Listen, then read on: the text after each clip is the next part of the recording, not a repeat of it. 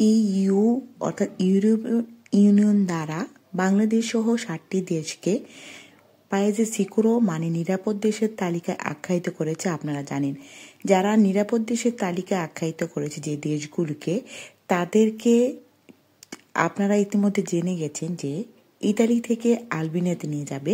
আলবেনিয়াতে তাদেরকে সঠিক প্রমাণ যদি না দেখাতে পারে, তাহলে তাদেরকে আবার নিজ দেশে ফেরত পাঠানো হবে। বিসমিল্লাহির রহমানির রহিম। সালামু আলাইকুম। আশা করছি সবাই অনেক ভালো আছেন, সুস্থ আছেন। আলহামদুলিল্লাহ, আমরাও ভালো আছি। 40 জন ঠিক নয়, আমি একজনের মাধ্যমে জানতে পেরেছি যে গিয়েছিল সঠিকভাবে আরও বেশি, কিন্তু তারা এটা প্রকাশ করে না। 40 জন শুধু আনুষ্ঠানিকভাবে তারা প্রকাশ করেছে। তার মধ্যে কয়েকজন বাংলাদেশি আমি এখনও জানতে পারিনি, শুধু দুটো আপডেট জানতে পেরেছি। প্রথমবারের মতো একজন বাংলাদেশিকে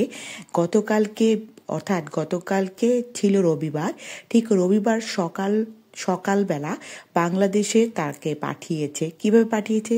তাকে নিয়েছিল ইতালি থেকে আলবেনিয়া থেকে তাকে শনিবার রাতের বেলা ইতালিতে ব্যাক আনা হয়েছে। তারপরে সকালবেলা তাকে নিজ দেশে বাংলাদেশে প্রায় 4 জন ওয়ার্ডে ফিনেন্সে বা 4 জন পুলিশের সহায়তায়, সিভিল পুলিশের সহায়তায় তাকে বাংলাদেশে ফেরত পাঠানো হয়েছে। এটা প্রথমবারের মতো তারা বলছে এবং তারা খুব খুশি। সেটা এই প্রথমবারের মতো স্বরাষ্ট্র মন্ত্রণালয় থেকে তার ভেরিফাই ফেসবুক পেজে একটি পোস্ট করেছে। কিন্তু এটা যদি সত্যিকার অর্থে এটা নিউজ সত্য, এবং আজকে জানতে পেরেছি আজকে প্রায় 39 বছরের এক বাংলাদেশিকে আলবেনিয়া থেকে ইতালিতে আবার ব্যাক এনেছে, এবং ইতালিতে ব্যাক আনার যে বাংলাদেশিকে তাকে আবার কালকে ফেরত পাঠাবে নিজ দেশে।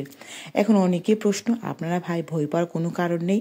যাকে পাঠিয়েছে প্রথমবারের মতো সে ইতালিতে এসেছিল প্রায় 2015 সনে, আর আজকে যে তাকে ফেরত এনেছে আলবেনিয়া থেকে ইতালি এবং নিজ দেশে ফেরত পাঠাবে, যাদেরকে নিজ দেশে ফেরত পাঠাবে তাদেরকে কিন্তু কোনো স্থায়ী ক্যাম্পে আবার ইতালিতে আনা পর দিবে না, ডিরেক্টভাবে রোম থেকে এয়ারপোর্ট থেকে আপনাদেরকে পাঠানো হবে।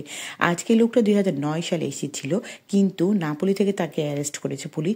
সে কোনো বৈধ ডকুমেন্টস বা বৈধতার জন্য সে চেষ্টা করেনি, সে ইলিগেল ছিল।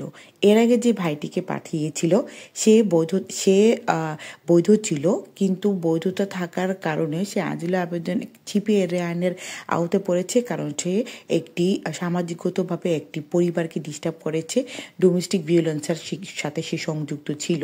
কাদের পাঠাচ্ছে? আপনাদের পাঠাবে না। যারা ক্রাইম করেছে, অবৈধ ইতালি আইন কানুনকে মানছে না, এবং যারা লিবিয়া দিয়ে আসছে।